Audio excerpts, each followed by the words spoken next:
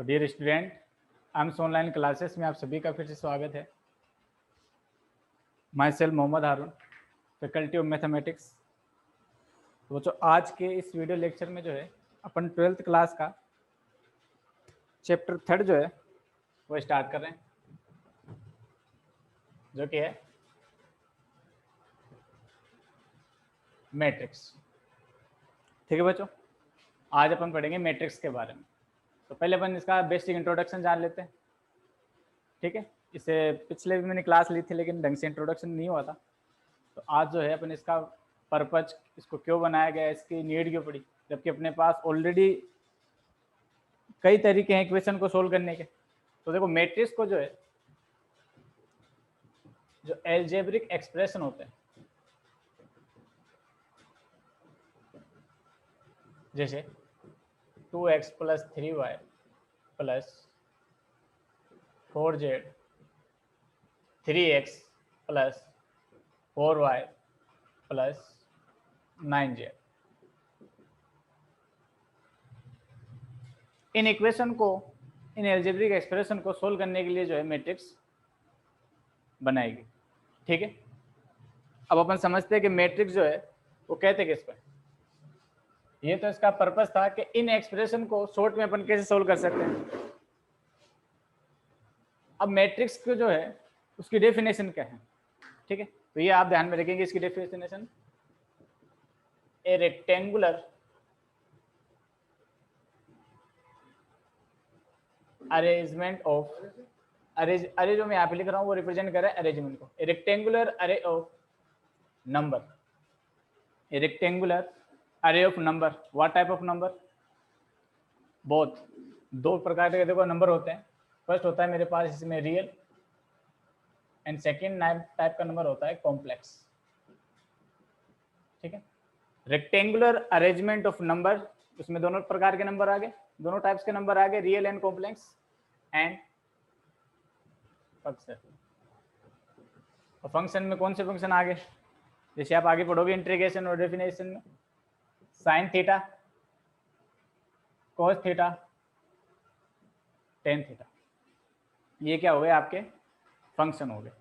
ठीक है, तो बेसिकली मैट्रिक्स क्या होता है? रेक्टेंगुलर अरेंजमेंट अरे ऑफ ए नंबर, रियल और कॉम्प्लेक्स दोनों नंबर, एंड फंक्शन। ठीक है, नंबर मतलब संख्या, वास्तविक और मिश्र संख्या का, एंड फंक्शन, फंक्शन मतलब फलन। ठीक है, उनका आयताकार अरेंजमेंट क्या कहलाता है? मैट्रिक्स। ठीक है, और मैट्रिक्स को हिंदी में कहते हैं अपन आव्यूह। ठीक है, आप देखो मैट्रिक्स को क्या कहेंगे हिंदी में अपन? आव्यूह। ठीक है, और जनरली अपन जो है मैट्रिक्स को रिप्रेजेंट करते हैं कैपिटल लेटर में। मैट्रिक्स को कैसे रिप्रेजेंट करते हैं?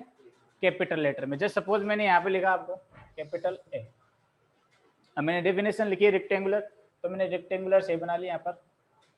अब नंबर लेना है मेरे को, तो नंबर देखो दोनों नंबर लिए मैंने, रियल एंड कॉम्प्लेक्स।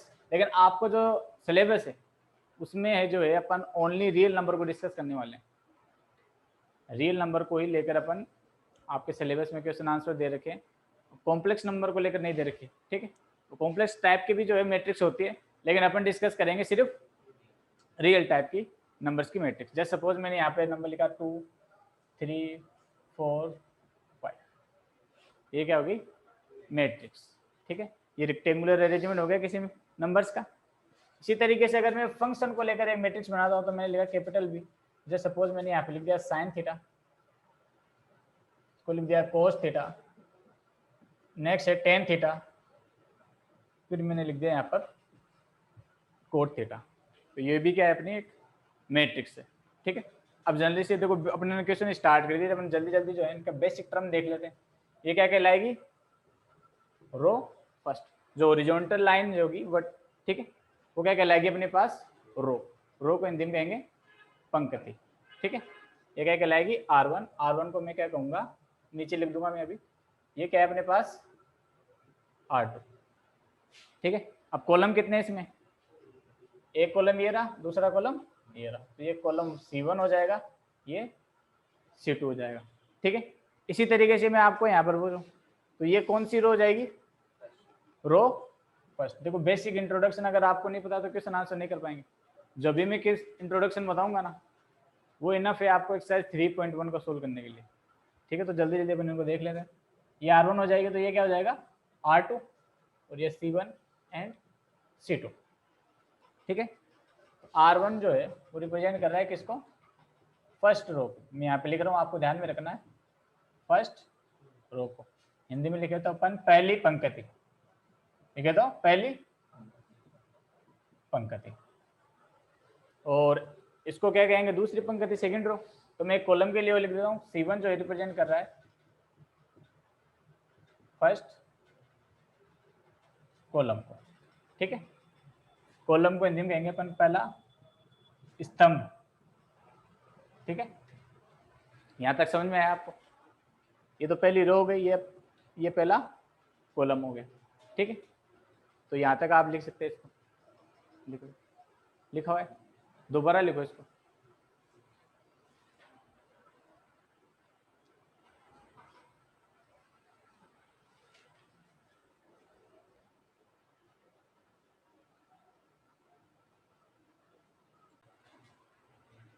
हाँ, वो तो नेक्स्ट हेडिंग में मेरे पास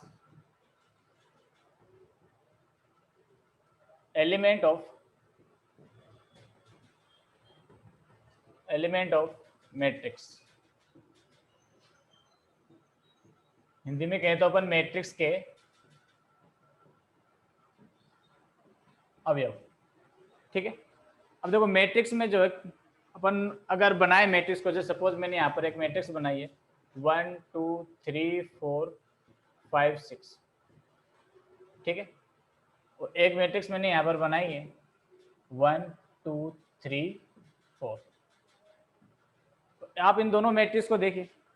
देखो फर्स्ट मैट्रिक्स जो मैंने बनाई यहाँ पर उसमें कितनी रो है, देखो आपको हॉरिजेंटली चेक करना है 1 2 3, तो रो तो है कितने 3।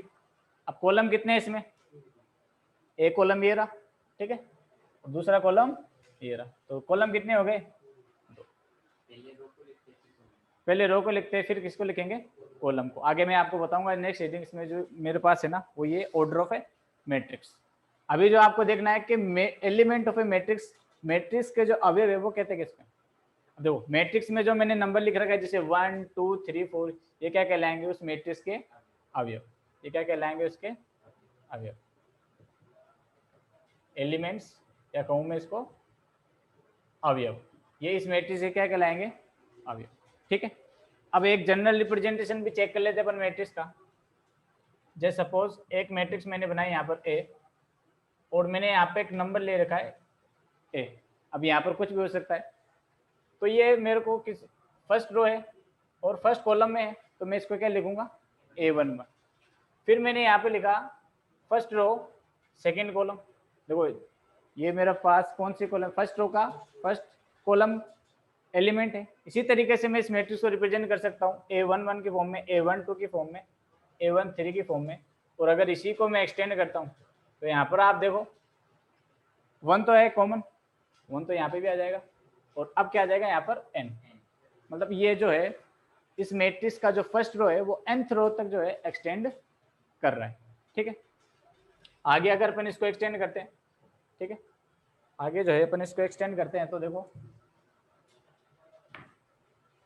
ये क्या हो जाएगा 2 1। ठीक है, अब कौन सी रो है यहाँ पर, सेकंड, और कॉलम कौन सा रहेगा, फर्स्ट ही रहेगा। यहाँ पर कितना आ जाएगा A22 A23, इसी तरीके से जो है A2n आ जाएगा। ठीक है, मैं जनरल रिप्रेजेंटेशन की बात कर रहा हूँ। ठीक है, इसी तरीके से A31 आ जाएगा, यहाँ पर A32 आ जाएगा, A33 आ जाएगा, और इसी तरीके से A3n आ जाएगा। ठीक है, अब देखो अगर इस कॉलम को मैं आगे एक्सटेंड करता हूँ तो देखो इसमें क्या कॉमन है, यहाँ पे जो है m चेंज हो रहा है, तो मैं यहाँ पे क्या लिख सकता हूँ m, लेकिन कॉलम तो क्या है फिक्स m1। इसको अगर मैं आगे एक्सटेंड करता हूँ तो क्या आ जाएगा AM2 आ जाएगा, क्योंकि ये क्या है आपका सेकेंड कॉलम है। रो क्या होगी, यहाँ पर रो की जगह मैंने क्या लिख रखा है m। तो आगे जो है मैं आपको बताऊंगा कि रो और कॉलम जो है उसको कैसे रिप्रेजेंट करते हैं। ठीक है, ये आ जाएगा AM3 3 आ जाएगा, ठीक है। और ये क्या रहेगा अपने पास, यहाँ पे क्या है देखो, इसको अगर मेरे को लिखना है तो क्या लिखूंगा मैं, एम एन, ठीक है। अब देखो नेक्स्ट हेडिंग जो है, ठीक है, यहाँ पे आप मैट्रिक्स बना के देखो, जब ये दोनों मैट्रिक्स में यहाँ पे बना देता हूँ 2 1 3 4। अगर आपको एलिमेंट्स लिखने, अगर मैं एलिमेंट्स लिखता हूँ तो क्या है 2 3 1 4, ये सारे क्या है इस मैट्रिक्स के हैं एलिमेंट, ठीक है। अब जो है नेक्स्ट हेडिंग, इसके बाद पहले आप ये लिख लेना, फिर ये, अब नेक्स्ट हेडिंग आप डालेंगे order of a matrix, matrix का क्रम, ठीक है, ठीक है। अगर आपको कोई मैट्रिक्स दे दे, ठीक है, और आपसे ये पूछे कि इस मैट्रिक्स का क्या ऑर्डर होगा या इस मैट्रिक्स का क्रम क्या होगा, तो जस्ट मैंने यहाँ पे लिखा मैट्रिक्स, तो आपको ये लिखना है order of a matrix is equal to number of rows into number of column, ठीक है बच्चों। अगर आपको ऑर्डर ऑफ ए मैट्रिक्स निकालना है, किसी मैट्रिक्स का क्रम निकालना है, तो number of rows into number of column. Number of row को मैं हमेशा जो है इस मैट्रिक्स में m से रिप्रेजेंट करूंगा, ठीक है, और नंबर ऑफ कॉलम को मैं किससे रिप्रेजेंट करूंगा, n से, ठीक है। अब इससे पिछली वाली हेडिंग जो मेरे पास थी वो थी एलिमेंट ऑफ मैट्रिक्स।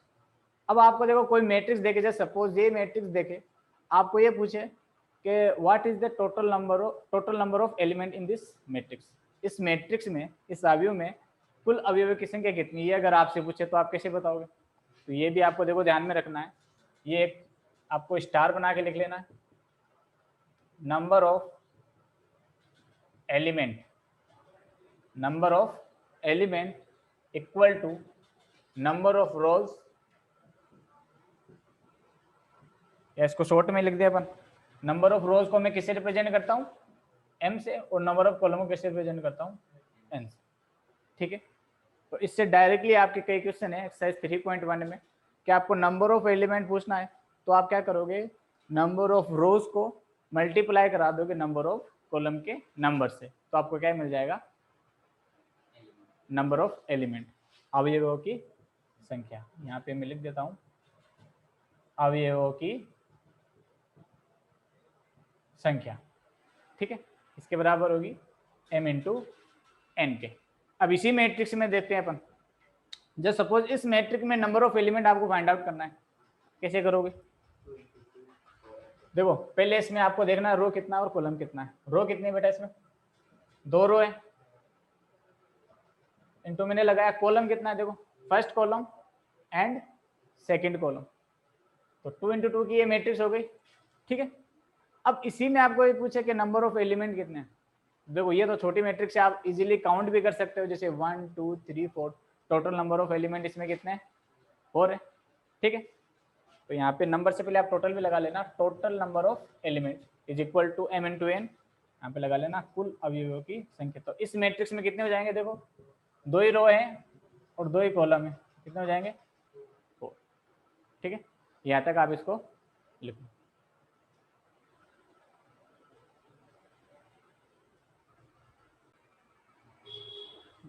तो जो नेक्स्ट हेडिंग अपन डालेंगे, टाइप ऑफ मैट्रिक्स, मैट्रिक्स के प्रकार।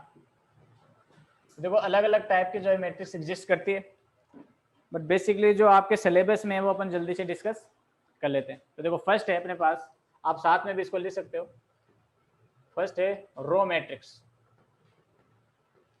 या कहें तो अपन हिंदी में पंक्ति मैट्रिक्स, ये फर्स्ट टाइप है। तो इस टाइप के मैट्रिक्स में क्या होगा, ओनली रो, ओनली क्या होगी रो। तो इसको मैं दूसरा नाम ऐसे भी दे सकता हूं, तो इसमें क्या होता है, ओनली 1 रो होती है, क्या होती है, 1 रो, जैसे 1 2 3, ये क्या हो गया, रो मैट्रिक्स का एग्जांपल। देखो मैं आपको डेफिनेशन नहीं लिखा रहा, ठीक है, जैसा नाम वैसी मैट्रिक्स, रो मैट्रिक्स है तो ओनली क्या होगी, रो होगी। ये से ध्यान रखना है, डेफिनेशन करके कोई आपको एग्जाम में डेफिनेशन पूछने वाला नहीं, बस आपको पता होना चाहिए कि रो मैट्रिक्स क्या होती है, और अगर अलग अलग अपन टाइप पढ़ेंगे तो वो क्या होता है। तो देखो सेकेंड टाइप है इसमें मेरे पास कॉलम मैट्रिक्स, स्तंभ मैट्रिक्स। इसमें क्या होगा, ओनली एक कॉलम होगा, इसको मैं दूसरा अगर इसको नाम दूं तो ओनली वन कॉलम, ठीक है। जैसे मैंने लिखा 1 2 3, ठीक है। थर्ड टाइप की जो मैट्रिक्स होती है वो होती है ट्रायंगुलर मैट्रिक्स। ट्रायंगुलर बाद में पढ़ेंगे, पहले देखते हैं अपन रेक्टेंगुलर। ये देखो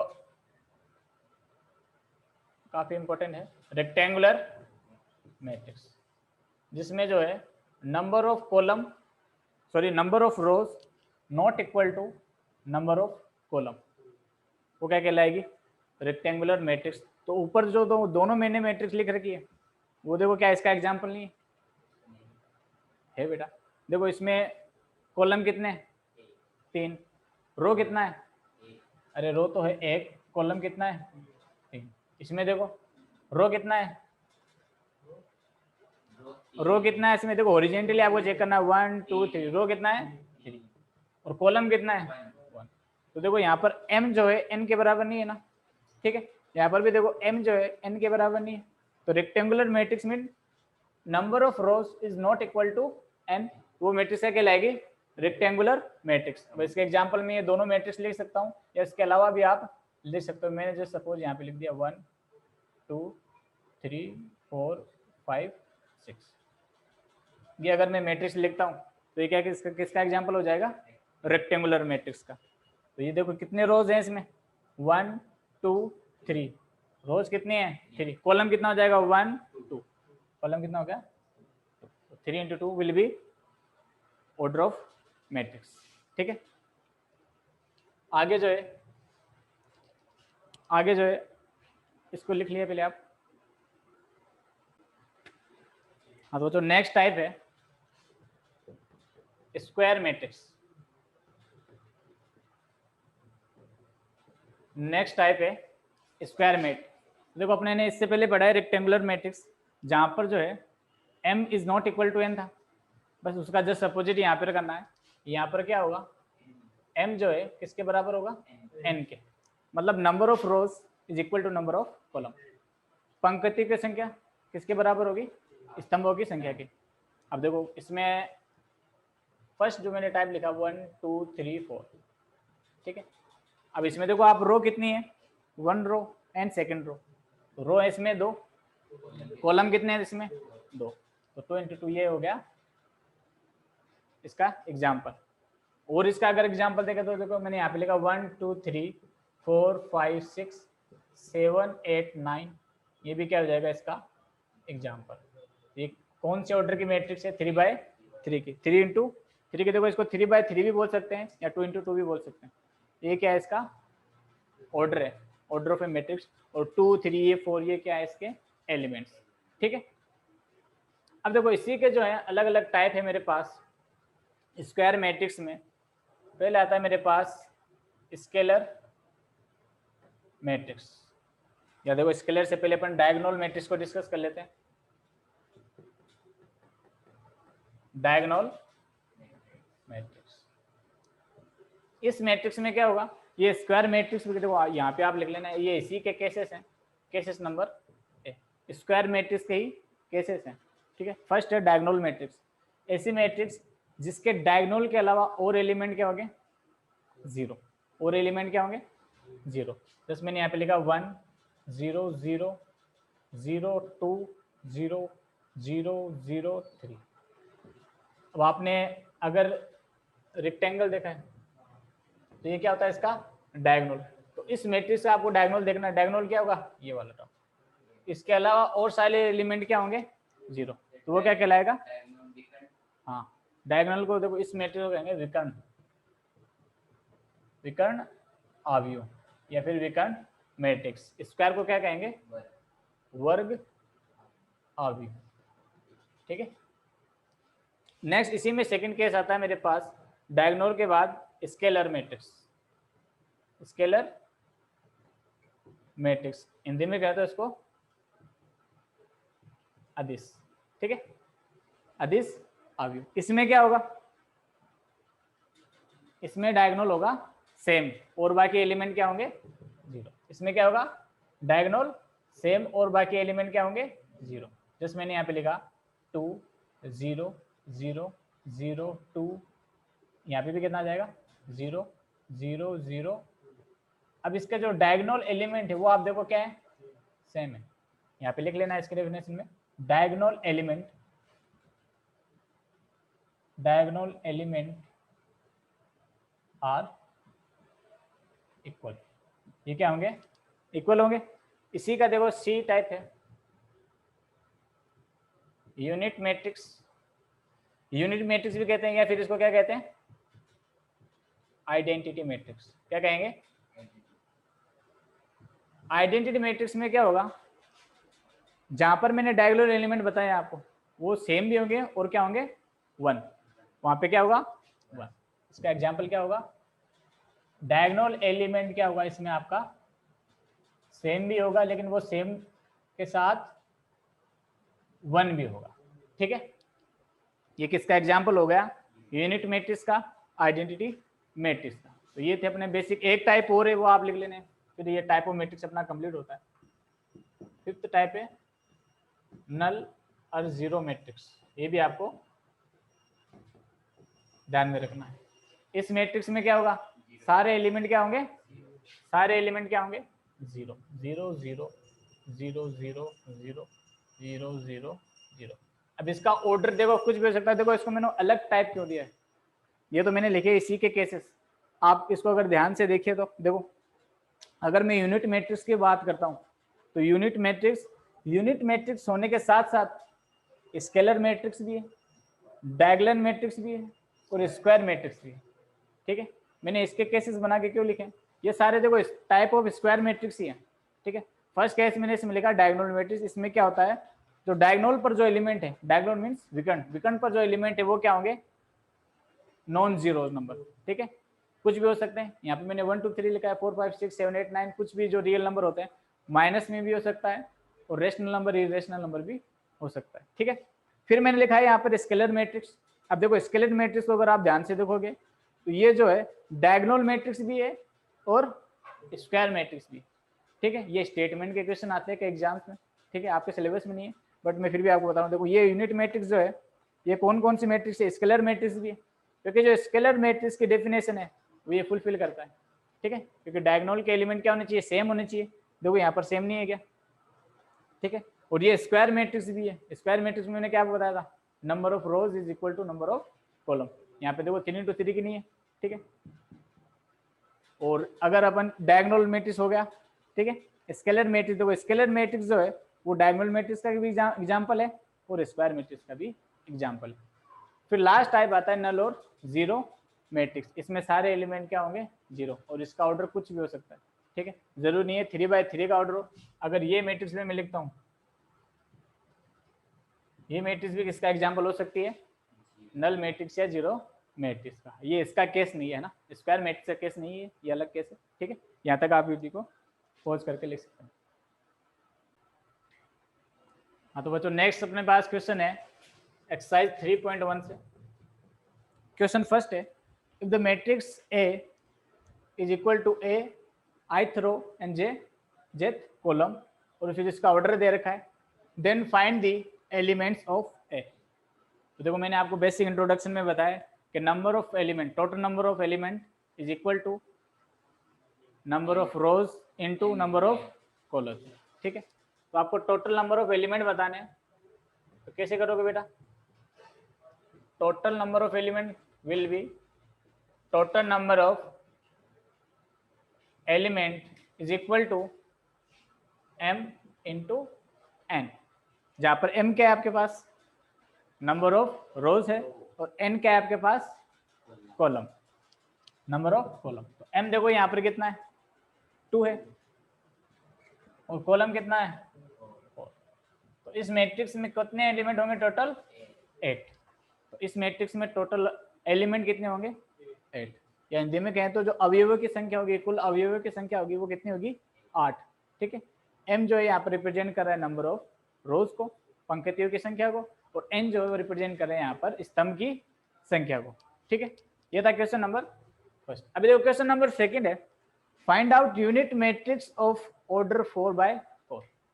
4/4 की जो है आपको यूनिट मैट्रिक्स फाइंड आउट करनी है। कैसे करोगे? ऐसी यूनिट मैट्रिक्स लिखनी है, यूनिट मैट्रिक्स, या फिर इसको अपन कहते थे आइडेंटिटी मैट्रिक्स। मैंने आपको बता रखा है इससे पिछले वीडियो लेक्चर में। यूनिट मैट्रिक्स क्या होता है? इसके डायगोनल एलिमेंट क्या होते हैं? 1। डायगोनल एलिमेंट क्या होते हैं? 1। ठीक है, और बाकी क्या होते हैं? 0। अब मेरे को इसका ऑर्डर 4/4 लिखना है, तो मैं एक मैट्रिक्स बना लूंगा पहले यहाँ पर। ठीक है, यहाँ पे मैंने लिखा जस्ट 1।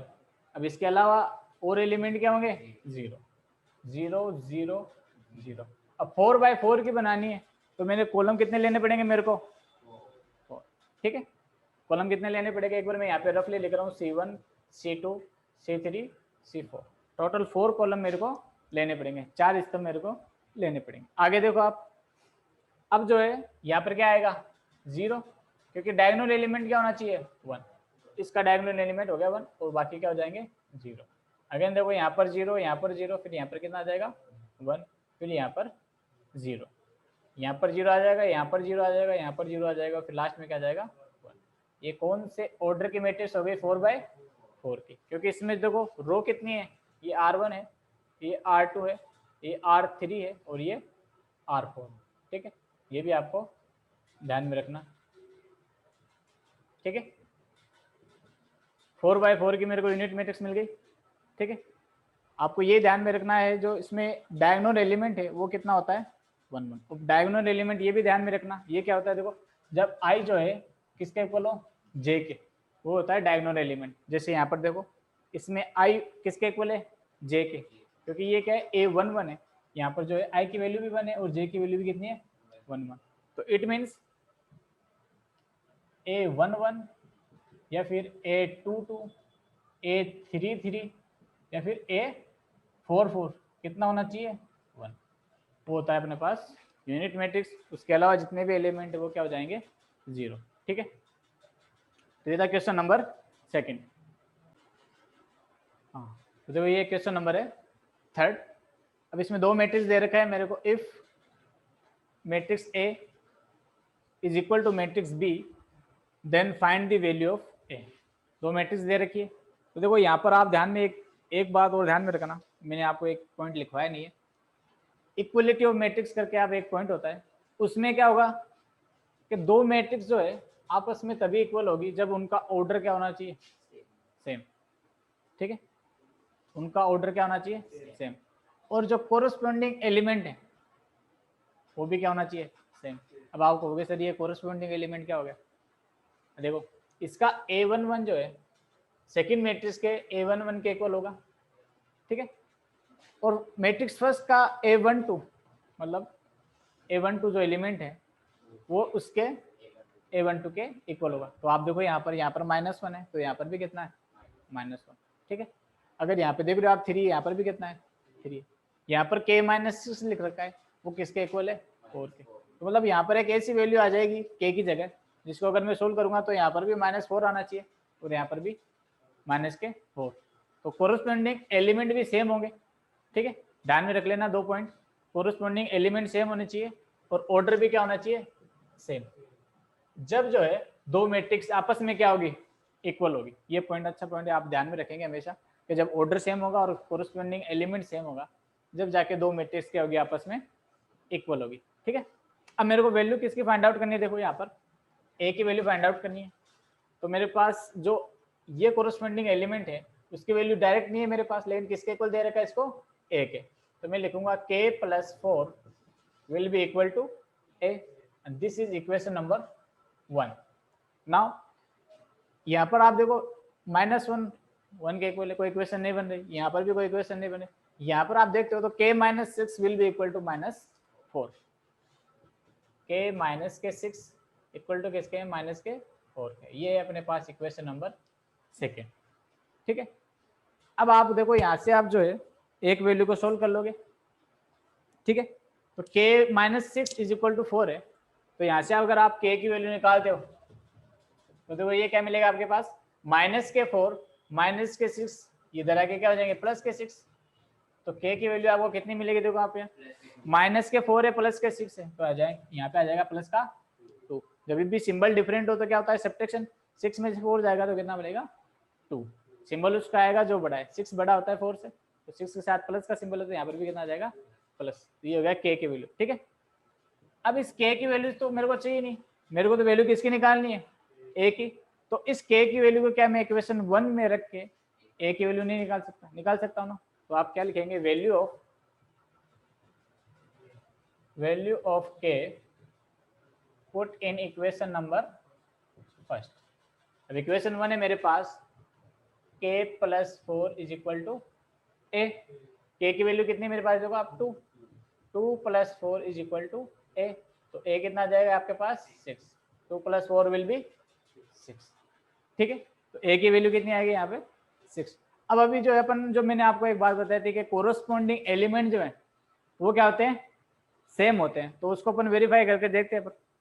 देखो k की वैल्यू कितनी आई मेरे पास 2, तो अगर मैं यहाँ पर 2 रखता हूँ, k की जगह 2 रखता हूँ, फिर प्लस 4 करता हूँ, तो 2 प्लस 4 विल बी 6, और a की वैल्यू कितनी है 6, तो यहाँ पर a कितना है 6। तो देखो आप कोरोस्पोंडिंग एलिमेंट सेम नहीं हो रहा है क्या, देखो हो रहा है, यहाँ पर भी 6 आ रहा है a11 की जगह, और यहाँ पर भी कितना आ रहा है 6। या अगर मैं पुट करके देखता हूँ k minus 6 is equal to minus के 4, k की वैल्यू कितनी देखो आपके पास 2 है, 2 माइनस 6 करता हूँ तो आपको क्या मिलता है 4, वो भी माइनस का, क्योंकि यहाँ पर जो है माइनस का बड़ा है, ठीक है।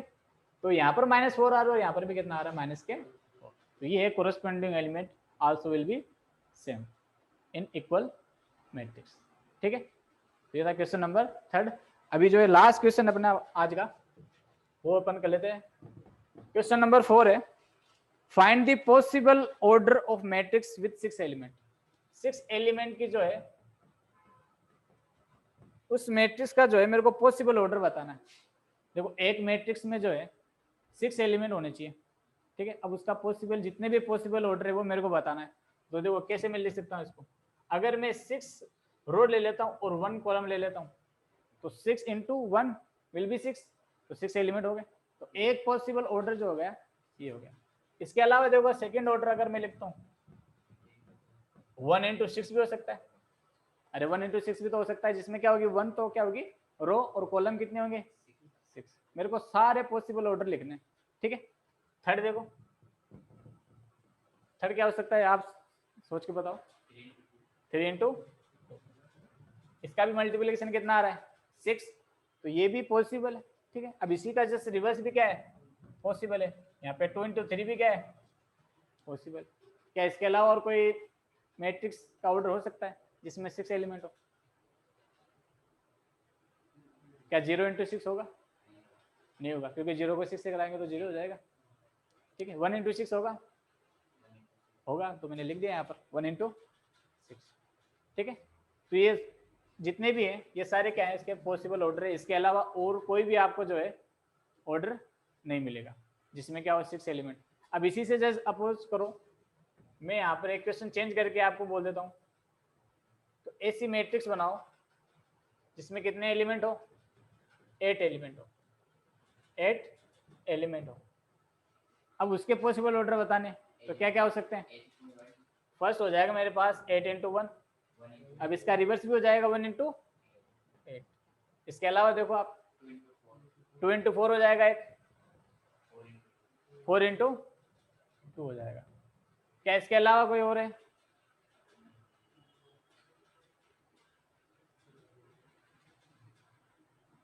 क्या 3 के साथ आ जाएगा कुछ, 4 के साथ, 5 के साथ, 6 के साथ, 7 के साथ, 1 के साथ नहीं आएगा।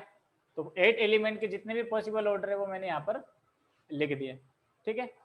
तो इसी तरीके से अपन और भी अगर कोई क्वेश्चन चेंज करके पूछे, जैसे 12 एलिमेंट का पूछे, 12 एलिमेंट की मैट्रिक्स बनानी है, उसमें कितना होगा 12 इंटू 1 हो जाएगा।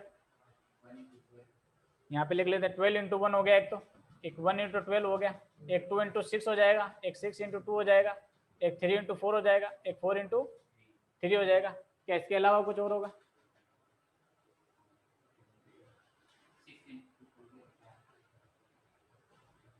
देखो नहीं होगा ना।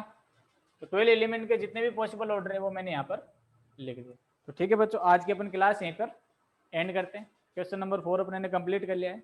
इसके आगे वाले क्वेश्चन जो है इससे अगली क्लास में डिस्कस करेंगे।